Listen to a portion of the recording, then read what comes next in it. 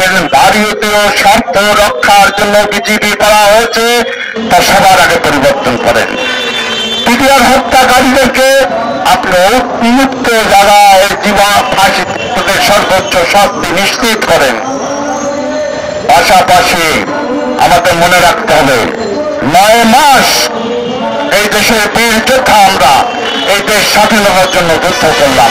16 তারিখে আমাদের সর্বাধিনায়ক জালালউদ্দিন উসমানীকে সওয়ারপুর উদ্যানে আসতে না দিয়ে সিপাহী অরোরা এসে আমাদের আত্মসমর্পণের দলিল দিয়ে সই করল, কিন্তু আমাদের বীর জনতা সেদিন তাদের মেনে নেয়নি। বীর জনতা মেনে নেয়নি বলে তারা জামলীগের বা আওয়ামী লীগের পরিচয়ে এই দেশে আবারও গণহত্যা শুরু করে। সেই গণহত্যা হয়ে দেশের বীর সেনারা প্রতিহত করে। তারপর আবার একটি বিপ্লব হারুন ভাই বলেছেন, আপনারা সবই জানেন। আমি এজন্য দাবি করব যে পিটিআরকে পিটিআর নামে ফিরিয়ে দিন। বিতর্কিত উপদেষ্টাদের অবিলম্বে প্রত্যাহার করুন। সকল রাজনৈতিক দলের সাথে চূড়ান্ত করে সিদ্ধান্ত নিতে হলে তাদের সাথে আলোচনা করে একমত হয়ে সিদ্ধান্ত দিন।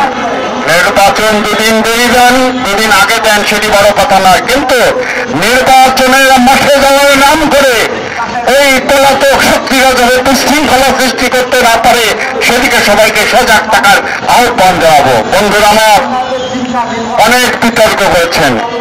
আমার জানা মতে 15 আগস্টের বীররা প্রায় 15 বছর ইজ্জত নিয়ে দেশে বাস করেছিল, কিন্তু সেদিনের বীররা 24শে জুলাই আগস্টের বীররা আজকে যারা সমালোচনা করছেন তারা কোথায় ছিলেন?